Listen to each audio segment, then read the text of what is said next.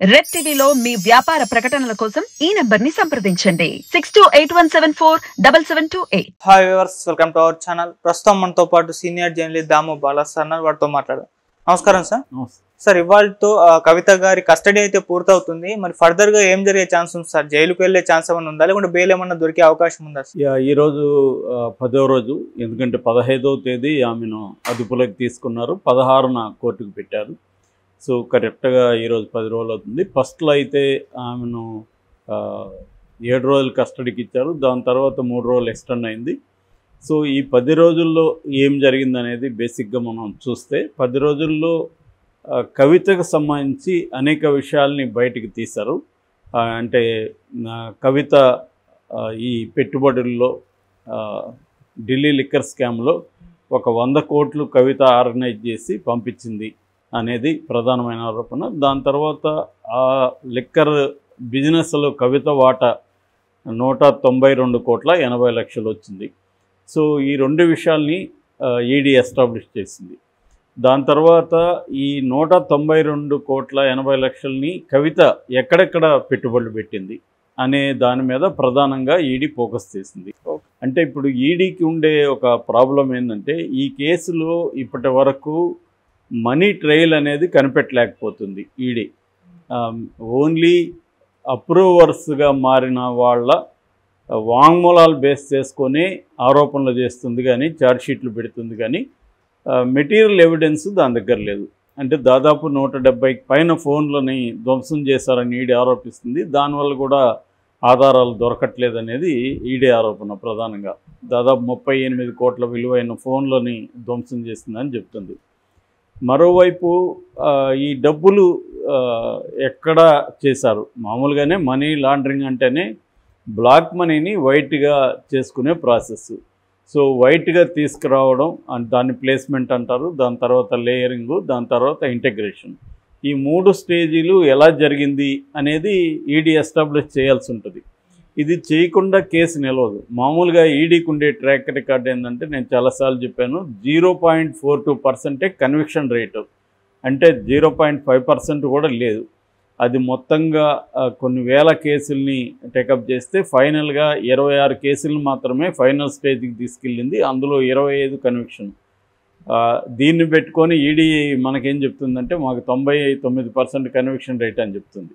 కానీ అట్లా లెక్కేయకూడదు కదా. ఇన్ని కేసులు ఈడీ టేకప్ చేసింది, ఫైనల్గా ఎన్ని కన్విక్షన్ వచ్చారనేది ఎవడైనా లెక్కేస్తారు. సో ఆ రకంగా తీసుకున్నప్పుడు వాళ్లే పార్లమెంట్లో ఫైనాన్స్ డిపార్ట్మెంట్ చెప్పిన దాన్ని బట్టే 0.42% కన్విక్షన్ రేటు. అందుకని ఈ కేసులో కూడా మనం ఎక్కువ ఏదో తేలిపోతుందని ఆశించడం కష్టమే. ఎందుకంటే ఇప్పటివరకు చూసుకుంటే దాదాపు ఇది ఎప్పుడు జరిగింది? 2021-22లో 22 నుంచి జరుగుతుంది. సో దాదాపు 2 ఏళ్ళుగా ఇదే పనిలో ఉంది ఈడీ.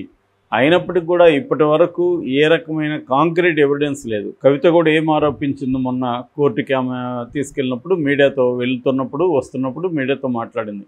ఆమె ఏం చెప్తుందంటే, నన్ను ఇంతకుముందు అప్పట్లో 1 ఇయర్ బ్యాక్ విచారణకు పిలిచి ఏమైతే విచారించారో అదే ప్రశ్నలు అడుగుతున్నారు, వాళ్ళ దగ్గర కొత్త ఇన్ఫర్మేషన్ ఏమీ లేదు అనేది ఆమె ఆరోపించింది. రెండోది ఏంటంటే, కన్ఫ్రంటేషనల్ ఇంట్రాగేట్ చేస్తామని చెప్పారు.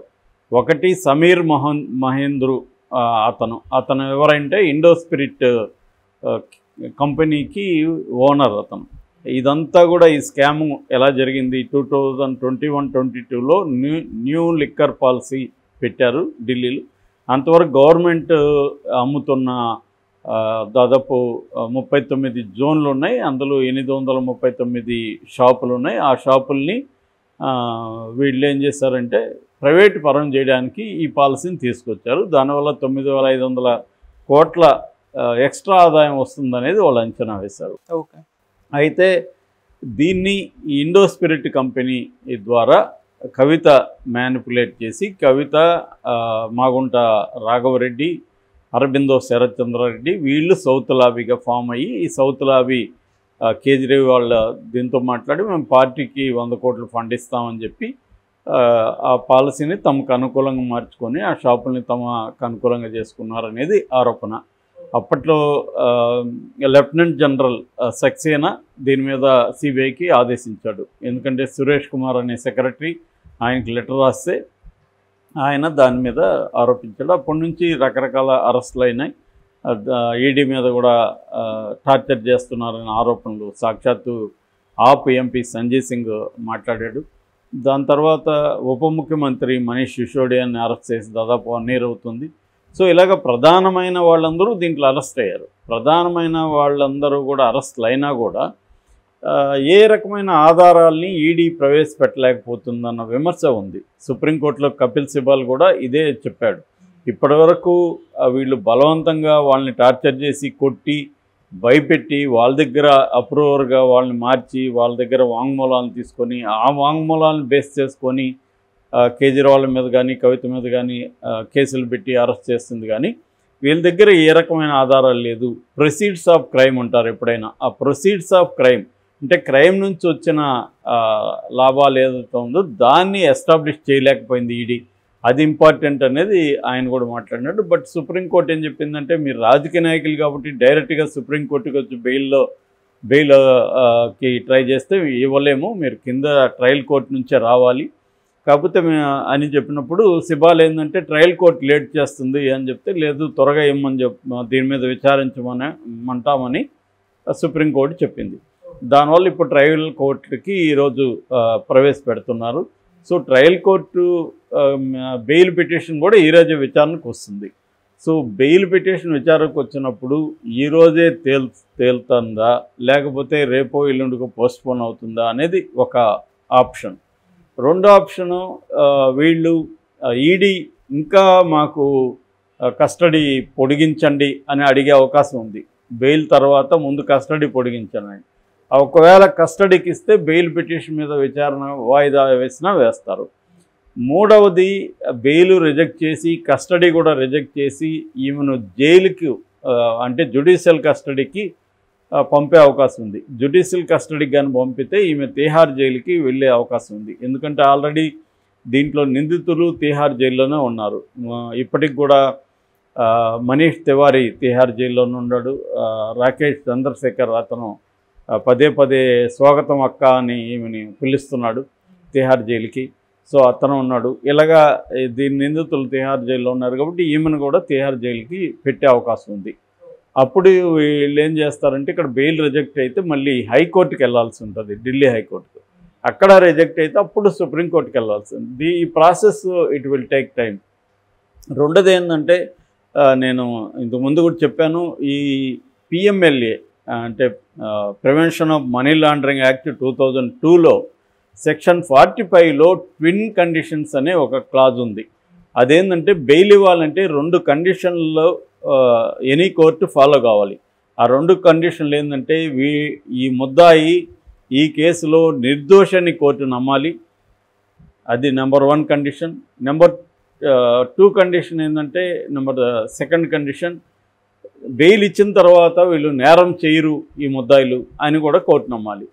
ఈ 2 మీట్ అవ్వాలి. రెండోది ఏంటంటే ప్రాసిక్యూటరు తన వాదనని ఎంతసేపు చెప్పినా అలో చేయాలి అనేది కూడా దాంట్లో ఉందన్నమాట.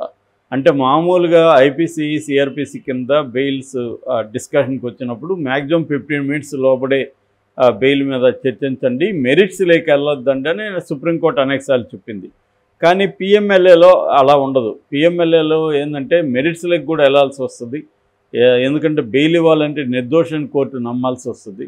సో నిర్దోషని కోర్టు నమ్మాలంటే డిఫెన్స్ అడ్వకేట్స్ నిర్దోషిగా చెప్పగలగాలి. ఇవి అంటే ఓనర్స్ ఆఫ్ ద అంటారు, అంటే బర్డన్ ఆఫ్ ప్రూఫ్ అనమాట. అంటే నేను ఇన్నోసెంట్ అని వీళ్ళే నిరూపించుకోవాల్సి ఉంటుంది. సో ఇటువంటి ఇబ్బందులు పిఎంఎల్ఏ చట్టంలో ఉంది, అందుకనే దీన్ని పెడుతున్నారు. రెండవది ఏంటంటే సప్లిమెంటరీ ఛార్జ్ షీట్లు ఎక్కువ వేస్తుంది ఈడీ. మామూలుగా ఏంటంటే కండిషను ఒక 60 రోజుల నుంచి 90 రోజుల లోపల ఫైనల్ ఛార్జ్ షీట్ ఎక్కిపోతే డిఫాల్ట్ బెయిల్ ఇవ్వచ్చు అనేది ఉంటుంది. కానీ వీళ్ళు ఆ క్లాజ్ని బ్రేక్ చేయడం కోసం వీళ్ళు ఏం చేయాలంటే సప్లిమెంటరీ ఛార్జ్ షీట్లు వేసుకుంటూ వెళ్తారు. ఆ మధ్య కూడా సుప్రీంకోర్టు హేమంత్ సోరెన్ వాళ్ళ అసిస్టెంట్ విషయంలో కూడా ఇదే కామెంట్ చేసింది. అతను 18 నెలలుగా జైల్లో ఉంటే మీరేమో సప్లిమెంటరీ వేసుకుంటూ వెళ్తున్నారని. సో ఇటువంటి కండిషన్లో కవితకు నేను ఇందాక చెప్పిన 3 ఆప్షన్లు, కస్టడీకి మళ్ళీ ఇవ్వడం, బెయిల్ ఇచ్చేయడం, లేదా జైలుకి పంపించడం, ఈ 3 ఆప్షన్లో ఏది కోర్టు నిర్ణయిస్తుంది అనేది మనం చూడాలి.